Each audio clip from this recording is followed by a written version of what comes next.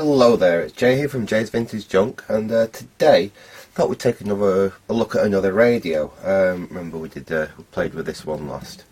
And I've actually been using this out in the garden, and if you remember, I was trying to repair this. I was using this to try and pick up the local oscillator on it, and this thing wasn't working properly.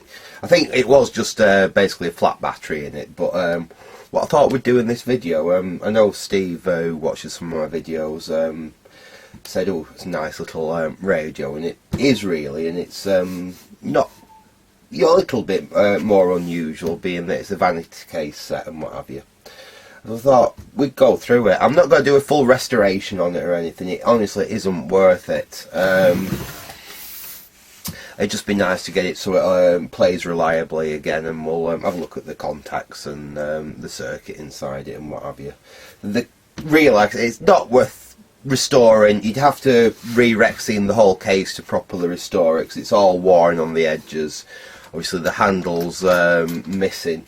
From what I can gather, I've only ever seen one other one of these on an online auction, and that actually did still have its handle, which apparently is quite unusual. And it's just basically like a piece of leather that goes through there, and then these kind of go through, and the bit that gets bent round then gets bent back round through that. They don't look brilliant, the handles on them, and obviously it's missing, and apparently most of these handles are missing from. But I wonder if we could perhaps do something to smarten that up. I did have the notion of that's off a scrap record player or a tape recorder. I've got a box full of various handles that I've saved off things over the years, but unfortunately it's going to be it's a slightly different shade of red as well. I was hoping it was the same red, and it's not. But it's far too big. I could possibly cut it down, but it'd mean remaking these elongated slots further down, and have to do that with a pillar drill and then file them, and it's too much hassle for something which still isn't going to look perfect. So I did have one idea, which I had a rummage through some other stuff I had, and I come up with that. It's off a old kitchen cupboard or something, but possibly that might work for a handle for it. 'Cause what my intention is to use this possibly out in the garden and when I'm pottering in the greenhouse. Because I mean, this is alright actually for when I was just doing a bit of pottering in the garden. The only problem is, if one of the neighbours starts the mower up or anything like that, or there's any noise, exterior from my garden, it just completely drowns the little pocket transistor radio like that out. So this has obviously got a little bit more power, a little bit louder, so it should be better in that respect. It also has the advantages. This one's got long wave on it. It's not just medium wave like that other little radio, which means that I can pick up Radio 4 if I want to listen to Radio 4. I might even, if it's still transmitting, I'm not sure, be able to pick up RTE Radio 1 from Ireland on it, because you can sometimes, in this area, pick that up. Anyway, I thought we'll crack into it and have a quick look. It's a little bit unusual, this. It's an Ekco vanity case style radio. Most vanity case sets that I've ever come across have been valve based. They've either been a battery set like this, but they've been battery valves, so they'd need a 90 volt battery and a 1.5 volt battery. 1.5 to run the filaments, and the 90 volt for the high tension. Or they've been a battery main set, again same type of thing, but with obviously a power cord so you can plug them into the mains. It's slightly unusual being a transistorized set. I'm not 100. I can't find any data on this whatsoever. I have looked, unless I'm wrong on the date. I'm guessing this thing is probably, it could have been made anywhere between say 58 and 62. I'm guessing around that kind of age for it. they've really gone much out of fashion by mid-60s, little vanity case sets like this. You know, people would just much rather have just had a normal radio, I presume, in the bedroom rather than something that's designed to look like a jewellery box like these were. Reasonably interesting things about it that I like about it is switch it on, you literally just lift the lid and there's a little switch there and it just starts playing as soon as you lift the lid on it.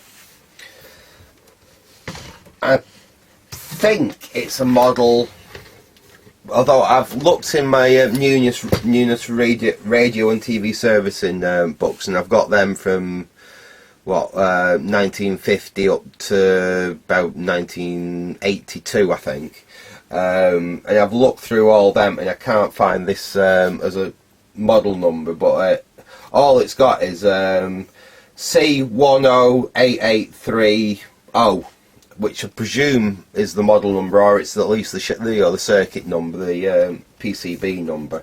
Then it's got a serial number underneath that.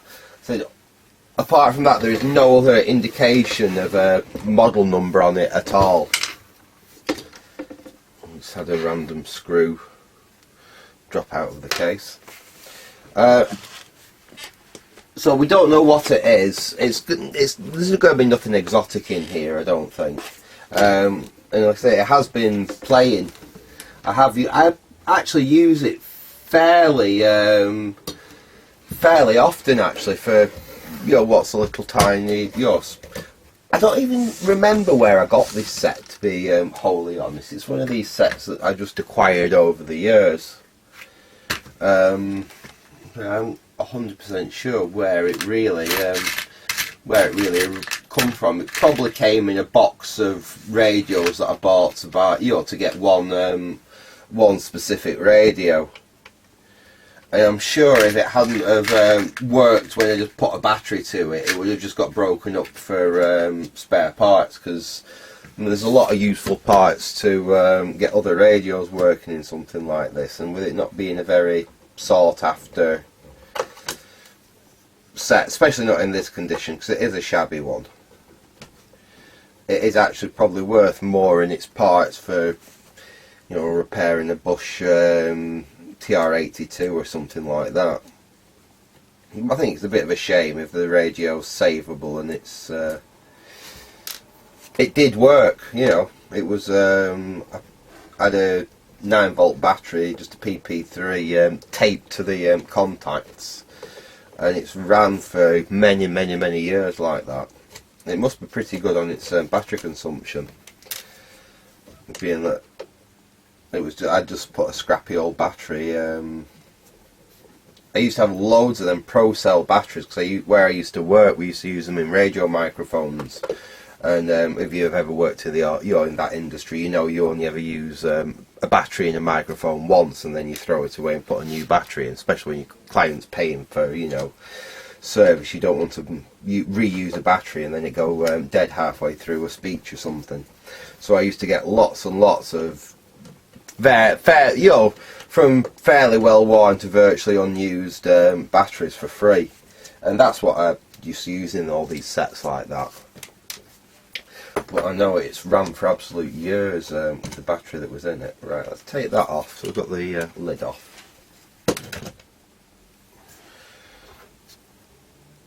And I want to just see if we can extract the chassis and we can have a proper look at it. And we'll connect a battery up to it and just make sure it does still play, and then we'll just perhaps do some clean on. I know that the volume control's really crunchy on it. I know that the wave change switch is really dodgy on it, so we'll have a go at a bit of switch cleaner on them. I don't think I'm going to change any components in it, because it looks like it was playing nicely enough. But I suppose we can have a look at some of the electrolytics if we can get to them easy enough, and just see how they're doing.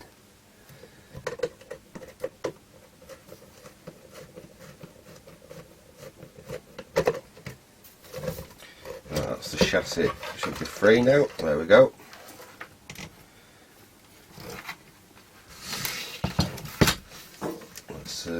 I'll take them screws out, or else we're going to lose them. That's all the screws out. So we can take that, we can put that to one side, and we'll just work on the chassis for now. Ooh, there we go. That was easy, weren't it? So, I suppose what we could do is just literally just connect a battery up to these and see whether it comes on, and then we'll take it from there.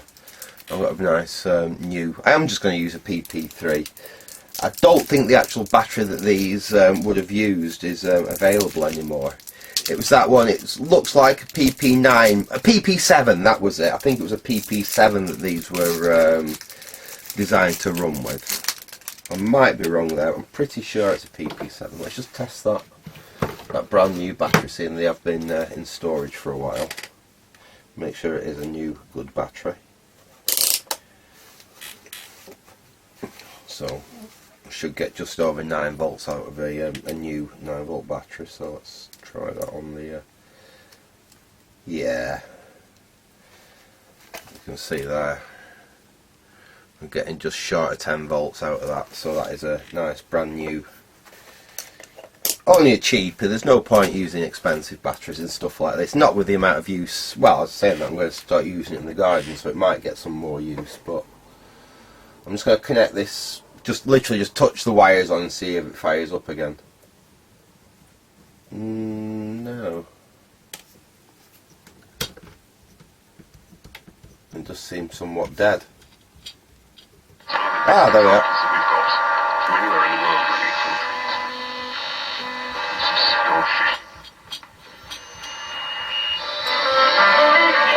That's on long wave as well.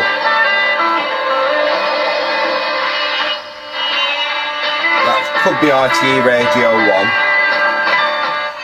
I better get off that or else we'll get a copyright strike.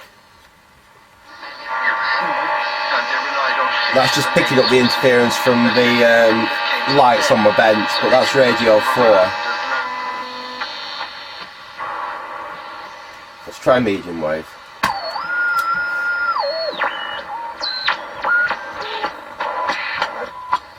South Korean. Yeah.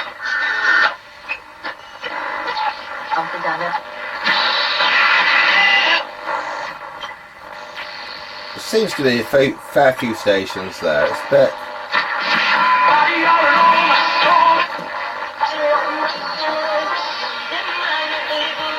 Yeah, that's not bad actually. A lot of that interference, I'm guessing, is coming from the switch mode supplies on my bench that are running my lights. I mean, actually, one of them's on a linear supply, which I could probably get rid of. But I mean, the light's horribly blue and garish. But let's see how far we can. Maybe we can take the take this speaker off and have a look at the actual chassis. I think we might be able to. What I don't want to do is just take the PCB straight off the bottom there, because of the dial card and everything's all strung up, and I really don't want to have to restring this thing. But I think if we can take the front plate off and have a look down at the chassis there, and it will at least allow us to get into the volume control and give that a good old dose down, and allow us to get into the switch there and give that a bit of a clean, and perhaps a little shot of grease on the bits that need greasing in there. And hopefully, also we might indicate a date. There's very often things like the speaker might actually have the date of manufacture stamped on the back of them. Some capacitors as well, you can figure out what date they were made. Let's have a look. I've got another fixing there. That one's loose as well. I think it was only one of them that were tight, the other were just literally finger tight.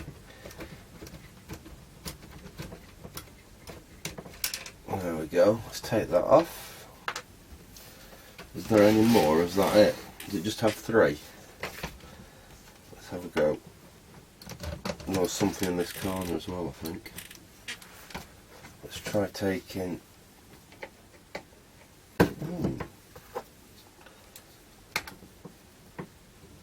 Oh, not quite, what a shame. I was hoping that would just fit on there. I think we can get it with the long nose. I should really pull my tiny little nut spinners out for doing this, but if we can get away with these, we'll get away with them. Oh, there we go.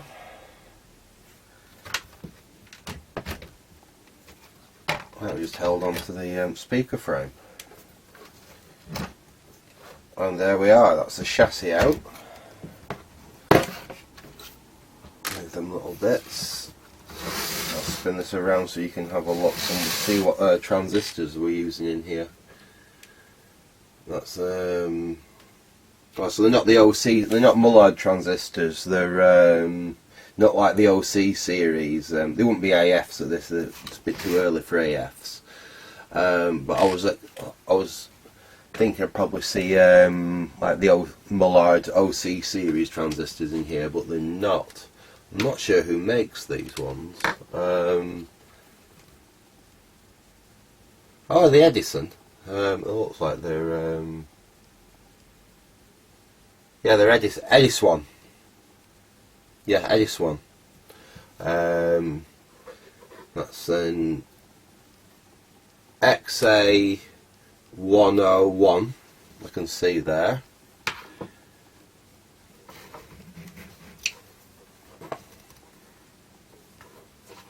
A huge, great big cap there. I think that's an electrolytic. No, it's a great big old, like one of the Hunt's mould seal style that you see in a lot of valve radios. There's loads of the little Hunt's capacitors in here that all go bad in the valve stuff.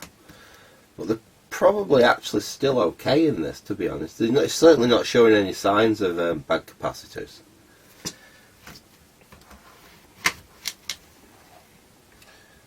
The speaker's in really nice condition.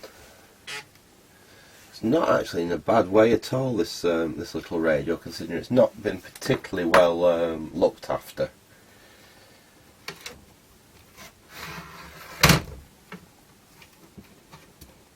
You don't want to take these. Let me just be careful as I manipulate this. I don't want to take them off completely, or just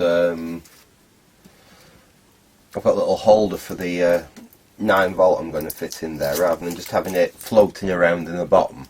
Because when you try to shut the lid down, sometimes the battery gets caught and you're straining the hinges and you risk cracking the PCB. So what I thought I'd do is just fix that little battery snap there down to the bottom of the case like that, and obviously connect the wires up, and that'll do quite nicely.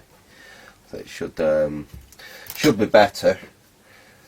These batteries won't last as long as obviously the original batteries that these used, but these are so cheap now. I mean, I get what, 2 for 89p in one of the local shops, so just use these and just throw them away. I mean, you can get a rechargeable one if I wanted and just keep recharging it when I need it, because it's not really much of an issue.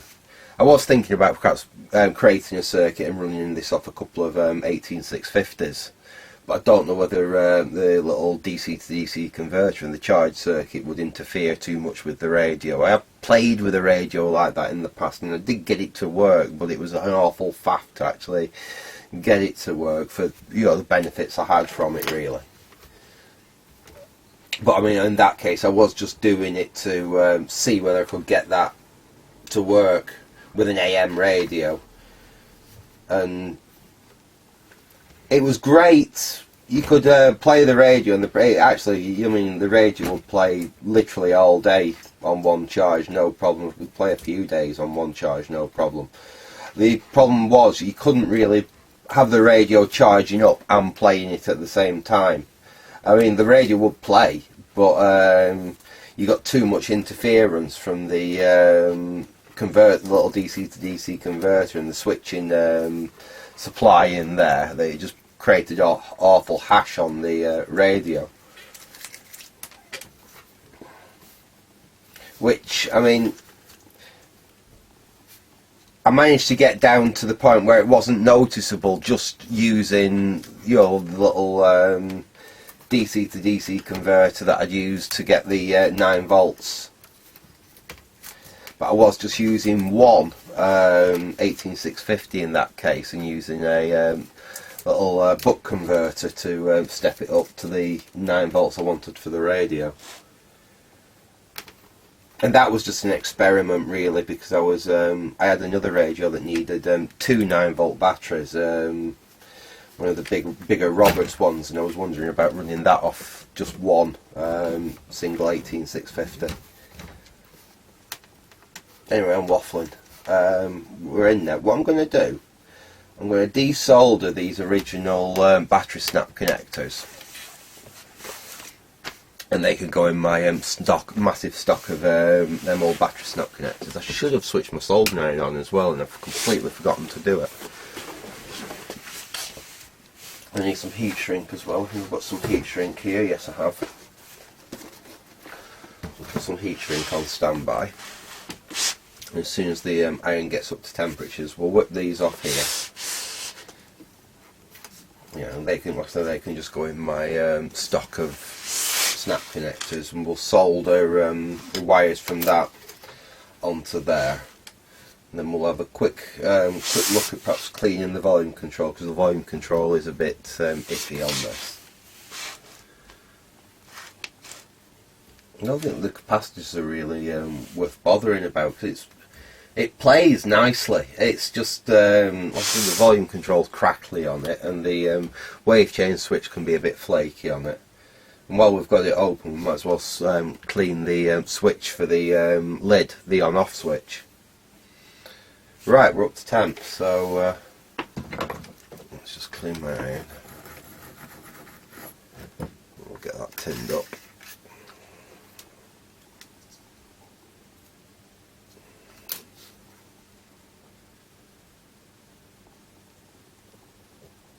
There we go. That's the first one off.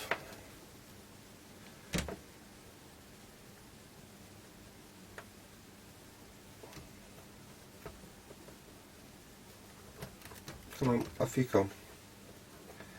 We've soldered this one right to the... There we are, that's free. That's a bit weird. Let's see how they've done this now. Now that one, they'd just... Right. So it was the same.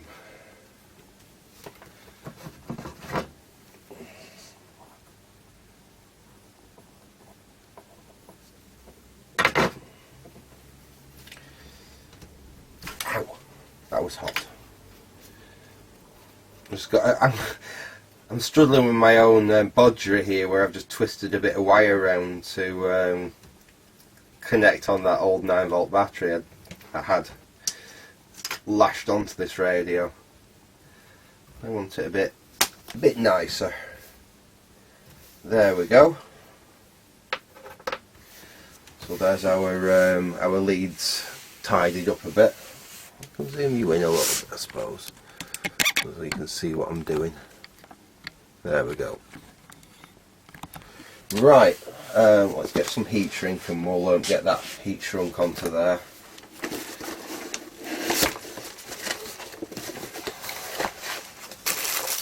What have we got? Be nice if we had the right colours.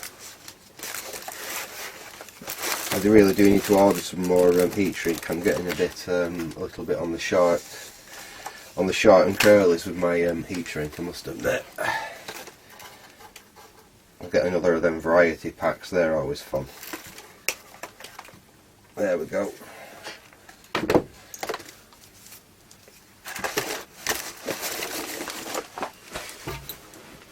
And unfortunately, my heat shrinking thing has just packed up. Well, packed up the other day, so I'll have to try and do it with a lighter, which is never good. I've got one there though. Right. So let's start with the black.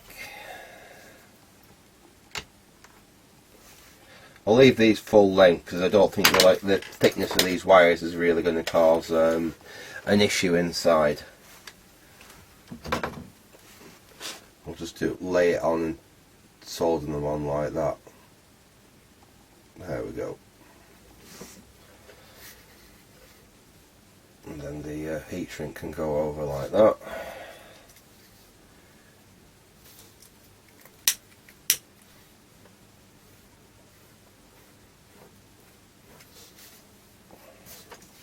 There we are, first one done. I know this isn't a very interesting video, but it gives some people something to watch. You know, so at the moment, I think people are just happy of the content. And I needed to do it, so well, I didn't need to do it, but I fancied using this out in the garden, so I thought I might as well. And you can see, can you see my first deliberate mistake? my heat shrink. There we go. Let's unsolder that connection.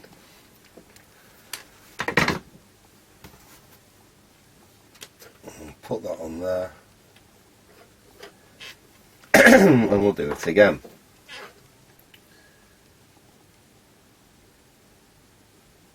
It's not the strongest of joints, just doing a joint where you just lay the wires next to each other and solder them together like that, but for where it's going, for what it's doing, it's going to be absolutely fine.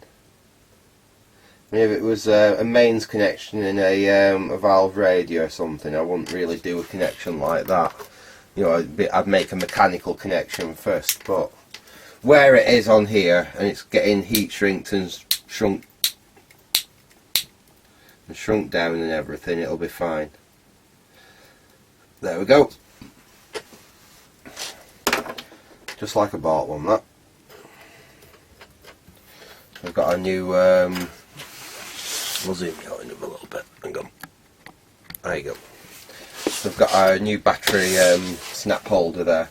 We could have, if we really wanted, used one of the little battery PP3, standard PP3 connector, and then use one of them things that takes 6 AA batteries and connected that to it, and that would have been a better solution, actually. Apart from the fact that then you'd still have to make sure that was in the right place in the radio before you close the lid, but that would have run probably as long, if not much longer, than the original battery that this would have used. I suppose if it's stuck in alkaline in there, it's going to last a fair old chunk of time. Or if I use like a little NIM-H rechargeable, that is going to last a good amount of time. So it's not, to me, this is the better solution, especially the fact that I have a load of these, so it's not cost me anything. Right. Let us have a look at the switches anyway while we're diddling, while we're in here. That was the other point about actually doing this, like I said, 'cause it does have some fairly crackly volume control. Make sure that doesn't drop out, because I don't want to lose the hinge piece there. Put that back in. Right. That's the tuning, and there's nothing wrong with the tuning side of it. That seems absolutely fine. The problem is the volume here can be it's a bit crunchy, a bit crackly. So contact cleaner to the rescue. What we've got to do is we've got to find out where we get into the volume control, and this one's got a little opening there. We can squirt some of that in there and give it a good work round like that, and that should help get rid of all them crackles on the volume. Give it one last. We'll go this way this time. There we go. And hopefully that should have done the job. We'll give this switch a little go as well, because that's our on and off switch. Just while we're in here, and we can get easy access to it, we might as well give it a basic clean-up. You wouldn't want that to push in and not go off and drain your batteries. I mean, I suppose you'd hear it, but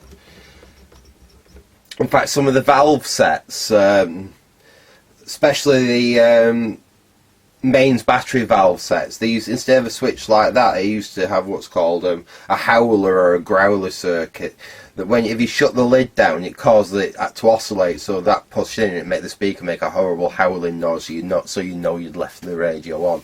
Thinking like most of the battery valve little vanity sets, when that actually just killed the power to the filaments, which is the best, easiest way of shutting the radio off, really. And this is very similar to how this works. Like I said, let's just make some breaks the contact to the batteries. So we've cleaned that up. We've cleaned the volume control up, which I think was the main issue. But while we're in here, I just want to see if I can clean up the wave change contacts as well in the back there, because they can be it can be a bit temperamental switching between long wave and medium wave. So we give that a. If we're running out of switch cleaner, contact cleaner, unfortunately. Oh, there we go. And then give them a good. There we are. Give them a good go as well.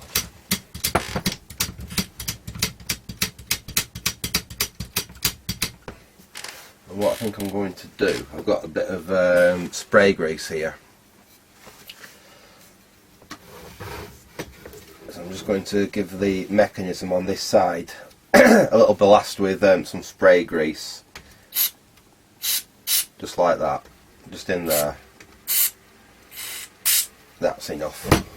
Don't want to get it anywhere else really, because it could cause a mess, but that mechanism has been getting a bit. As soon as I've got that in there, actually, that's feeling much more positive straight away. So I think there was a bit of manky grease in there. Yeah, can you actually hear the difference? It's got a really nice positive flick to it now. So let's put this back together. I can't see any other point. I suppose we should really give it a quick test before we put it back together, shouldn't we? Just make sure we haven't buried it all up by doing what we've done. So we'll put the battery in. And what we're set to.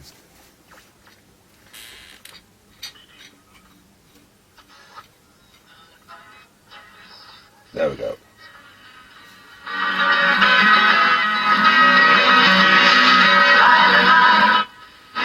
That's a lot better. There's no crackle to that at all now.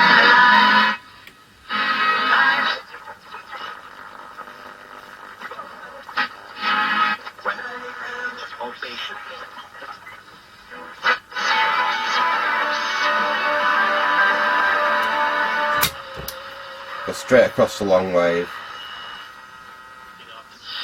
Testing where we're going to make sure that people are taking the advice in isolation. It just seems a bit strict. Very little up that side of the medium wave band in this part of England. At Mill's women's clothing store.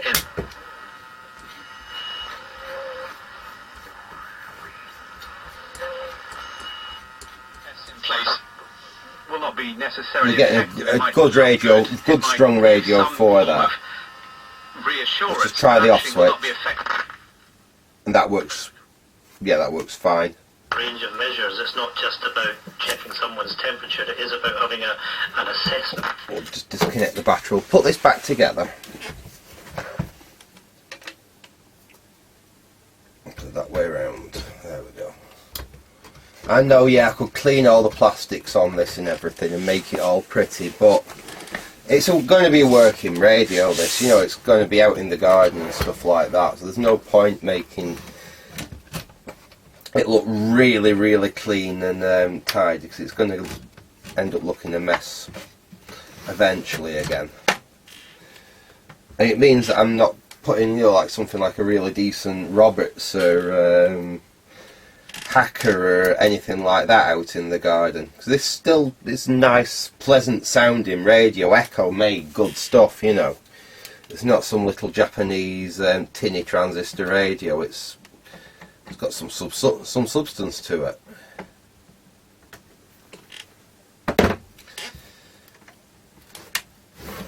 Actually, it could go and live in the greenhouse, and the one that I currently use in the greenhouse is feeling a bit tired. That does need some work on it, so I might bring that back up here and we can do a video on that one. That's a Bush. I'm not sure what the model number is now, but it's in like an elephant hide grey case with long wave, medium wave, VHF. I think it's even got marine band or something like that, or is it Luxembourg? It's got multiple bands on it. It's quite a nice, well, it would have been back in the day, quite a nice expensive radio. And it has been my greenhouse radio for quite a number of years, so it might deserve a reprieve. The reason the dial markings are very bad on it.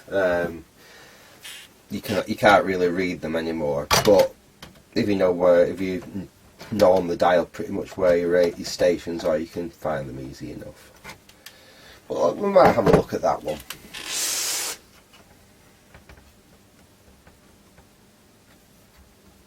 In fact, I had two of them radios. I wonder where the other one is. I know one of them's got. I wonder if that's the one that hasn't got as bad a dial on it, and the other one's the one with a really bad dial on it. I'm rambling now. I'm rambling to myself while I'm doing this video. I tend to ramble to myself while I'm not got the camera on, so you might as well share it as well. Right, let's have a go at that. That feels alright. That's not binding up. That's not binding up. That feels a lot more positive. So that's the chassis back together. I know we've not done a lot to it or anything, but to be honest, it really didn't need a lot doing to it. Very good, very well made radio. Right, let's have a quick look at the case and see if we can do anything with this handle. And I am kind of going towards the idea of putting that on. I think it would work well enough. It means I can actually pick up the radio, because that's one of the problems with it, because it doesn't have a handle. I have dropped it before now. It has been glued. I don't know if you can make it out on the sides there, but it has all been glued back together at one point. See how much grief it would be to get these old these off. It's turning. Yeah, they are turning.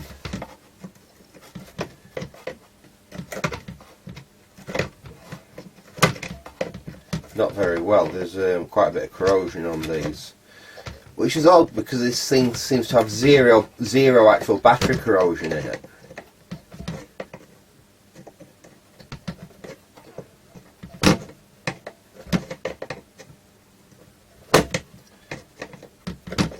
These, well, at least this side, this one is really rusty.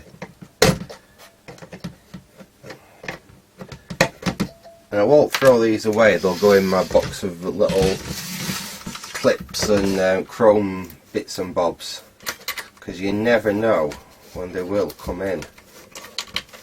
Let's see if we can get them off first.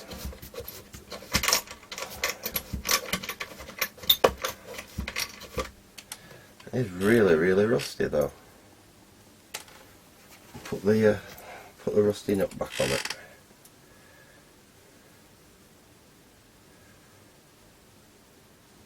There we go.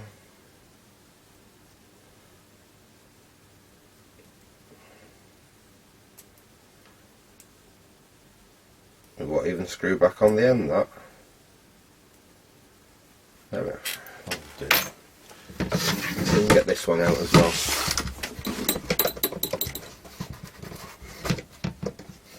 And this one looks like it might be turning a bit easier. Yeah. can do this one with my fingers, I think. There we go, that one's come off no problem. So I wonder why the other one was so rusty. Saying that, I still have to pull it out. There we go. So they're out. Let's have a look at that handle.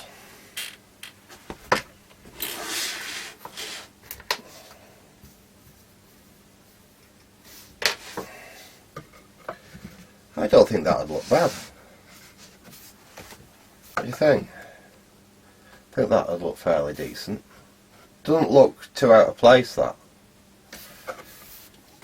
Yeah, I know it's not original, and I know the purists will go ape poopy at it.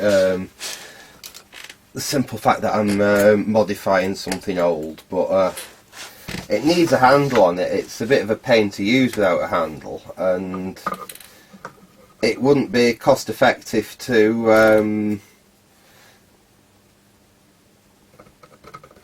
really do anything with the original handle. So I'd have to get a piece of leather, I'd have to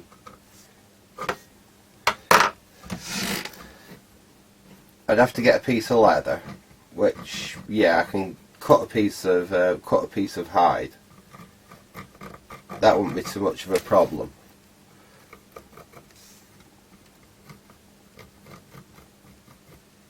But you have to go out and buy it, wait for it to be delivered, then cut it to length, soak it, dye it the right colour, then fit it all, still have to take all this apart to be able to actually do it.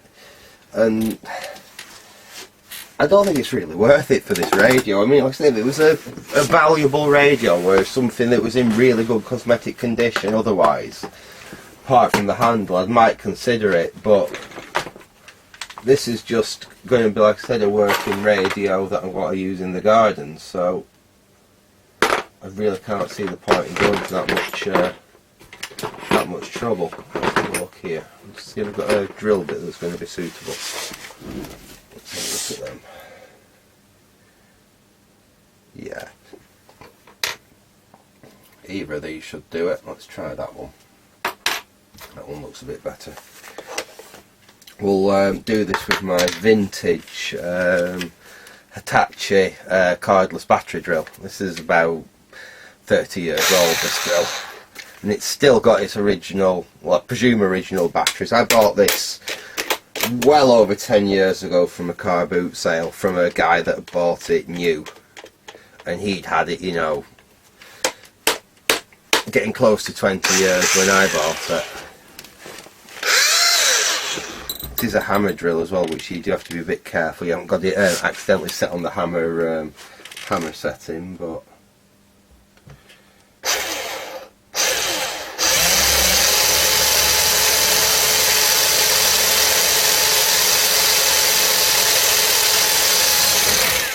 so it still drills really nicely.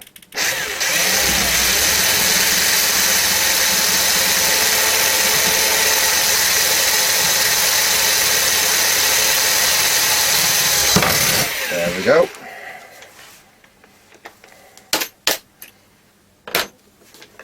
Right, put that to one side. So I thought what I will have to do is I'll have to cut these screws down, won't I? Else these are not going to work because they're going to stick through too far to be able to. Yeah, they're going to stick far too far through. Oh dear. Just we can make sure we've got our holes in the right places.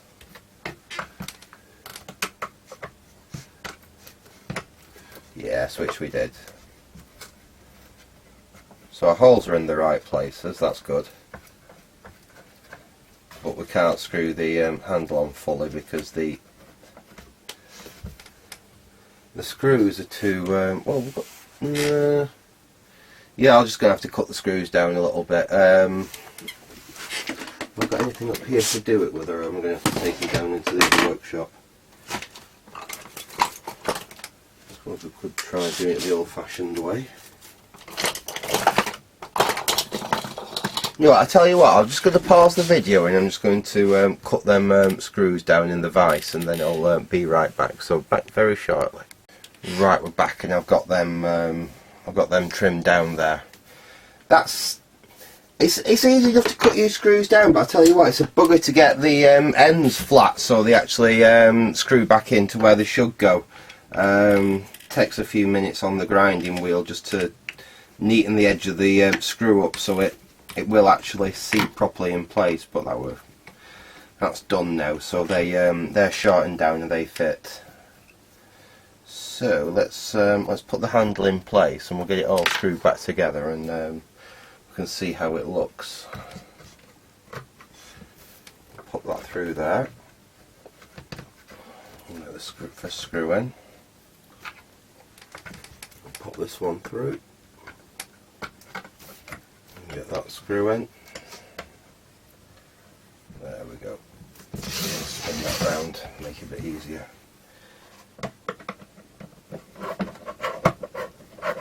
There we go. Could do with a slightly shorter screwdriver actually. Let's see what we've got.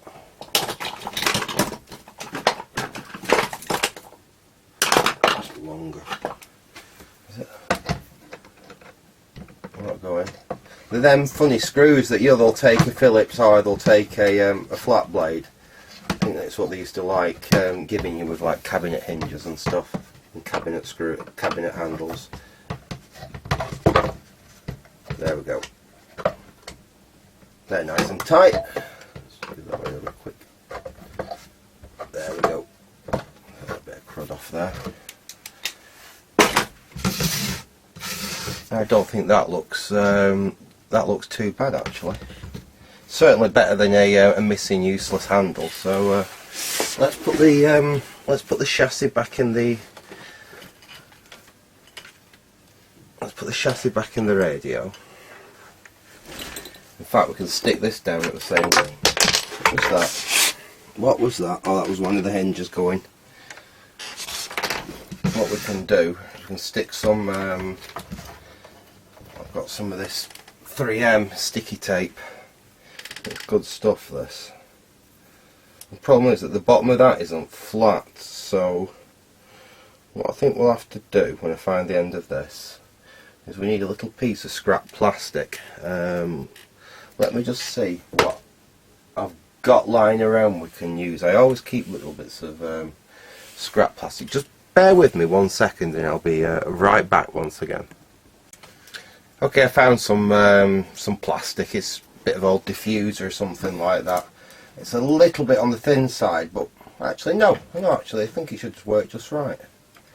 I'll just snip a piece of this off. Like that. Never throw your old LCD TVs and LED TVs away. There's all sorts of useful bits in them.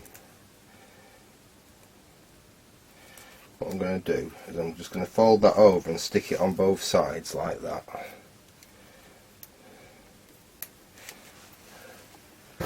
So I've just literally stuck the tape on both sides. Then if I peel it off from there, I can stick that down on there like that. That should do us. Yeah, that feels about right. And then peel that off and we can just stick this now. Yeah, clean enough. I can literally just stick the 9-volt battery holder down like that. There we go. I don't know if you can. Oops, you can't even see that, can you? Tip it like that. No. Let me see if we can drop the camera and lift you up a little bit. Right there. Can you see in there? We've got the. There you go.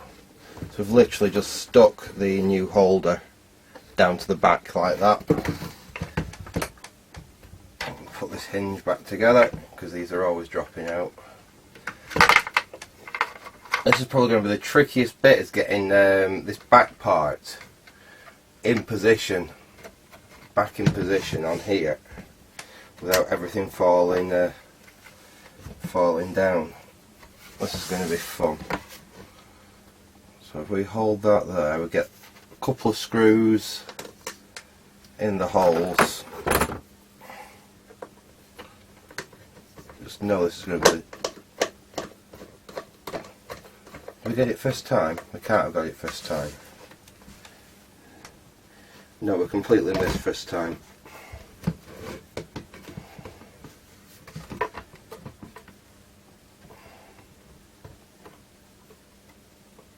Alright, let's get you. That's it, and it out there. This is one of them things where you really need two people. One to hold the there. I think we got it. Did we get it this time? No, did we? Hell. This is going to be tricky. This is going to be really tricky on my own.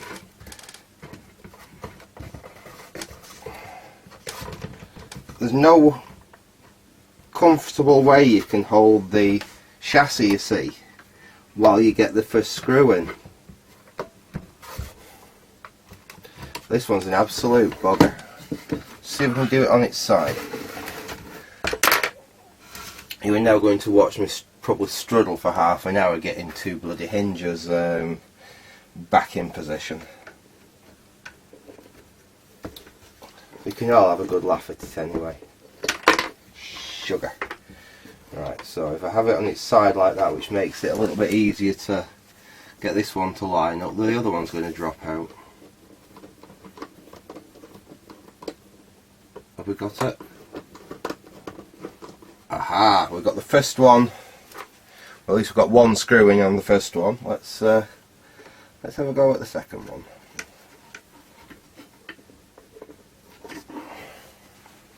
And again, if we just get one of the two screws in, at least that will hold it while we line everything else up and get the other screws in. Let's try get that like that. Oh, sugar.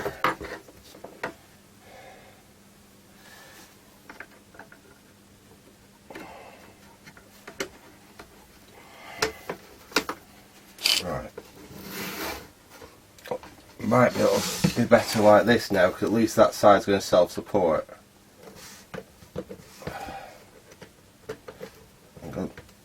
Go on, go on. Ah, got ya. Got you, you little bugger.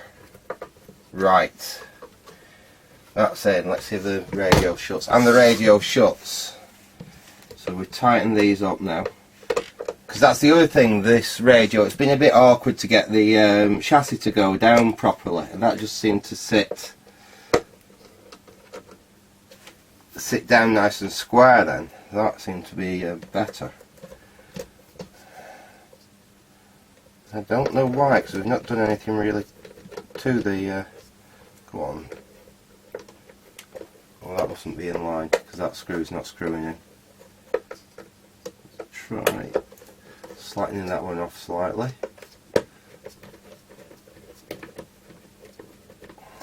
And hopefully we can get this one to... This one's just spinning. Let's try the other one.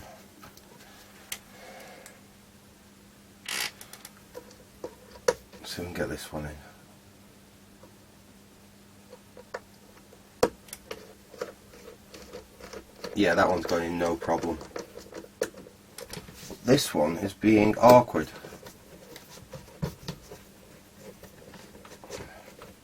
Let's try opening it. Let's see if I can lift on that corner a little bit. See if that'll help.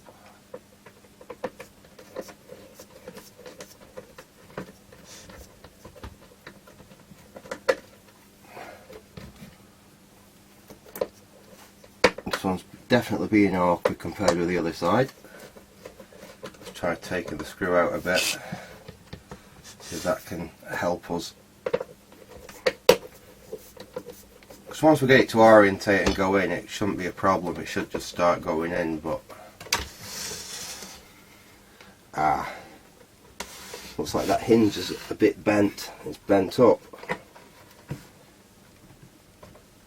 So I wonder how that's got bent. Surely we couldn't have just bent it now, could we?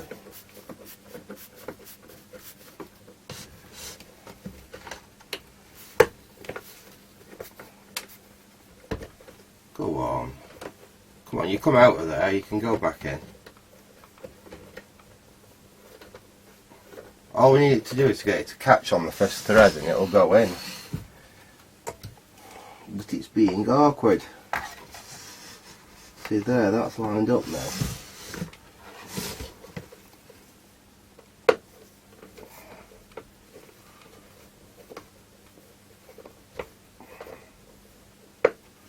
Why won't you go in?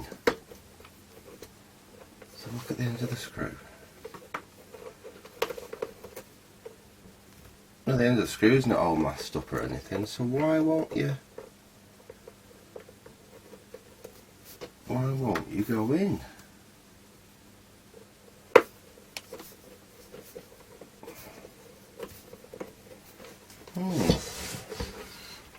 Why is that one being deliberately awkward when the other one went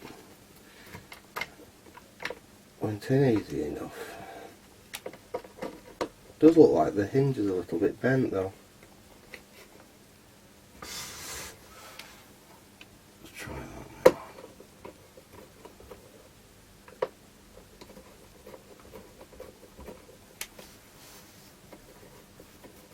So I can literally see the screw going against the back of the bracket there.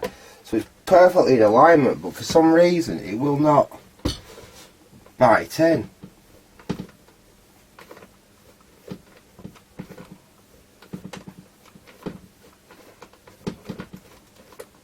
No. I wonder what was going on there. It may just have to do with one screw on this side, because that's not for going in.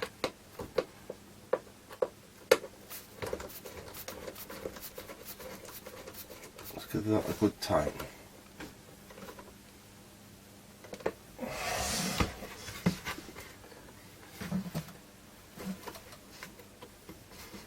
Yeah, that's properly lined up with that and all. Well, bugger me. Why won't you go in that hole?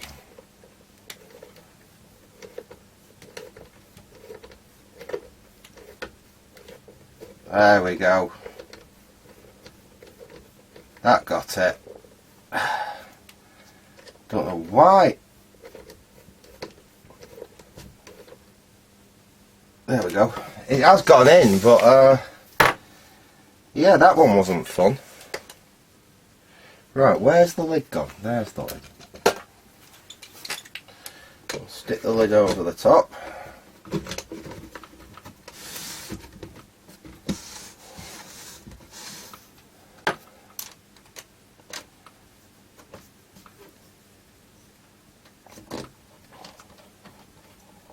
These also screw into that bracket, so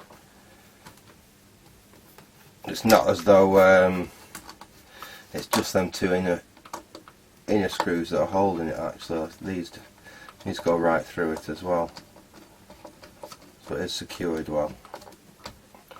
A lot better than on most things with a lid and a hinge on them. Anyway, like some of the record players are notorious for breaking the lid hinges. I don't think they would do if they had something a bit more substantial like this. There we go, that one in. We'll shut that one, that's it, last screw in. We'll put the battery in it and we will see how it plays now.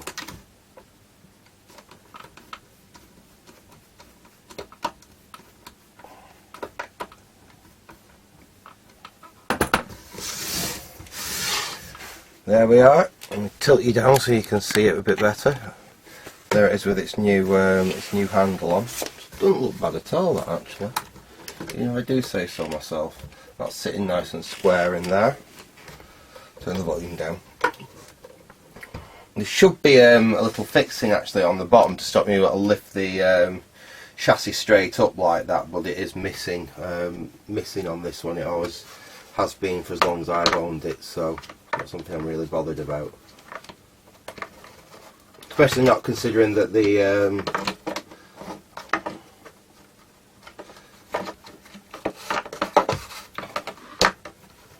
made the battery really hard to get in now. But yeah. Go on. Oh no.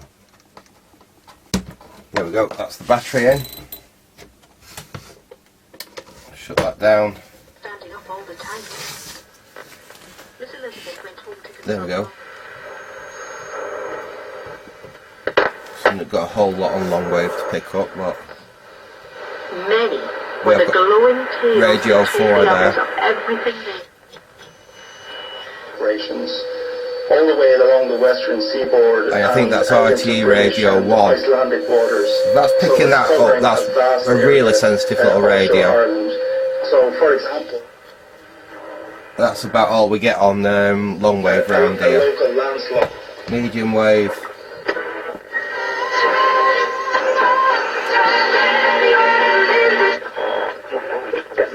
Plenty.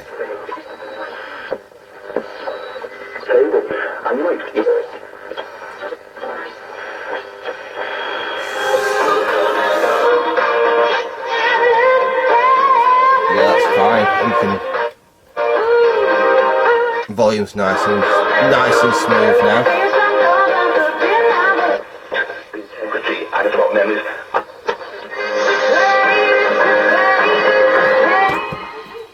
So yeah, it's basically that's ready for use in the garden as my garden and greenhouse radio. So I know it weren't a major restoration or anything. I'm sure some people wouldn't be happy about me sticking a old what's it handle, an old draw handle on it, but it makes it usable. It actually looks fairly in keeping with the radio, and it makes the radio so I can actually use it for its intended intended purpose was sitting on some lady's dressing table or something like that, but at least it gets to play as a radio again. It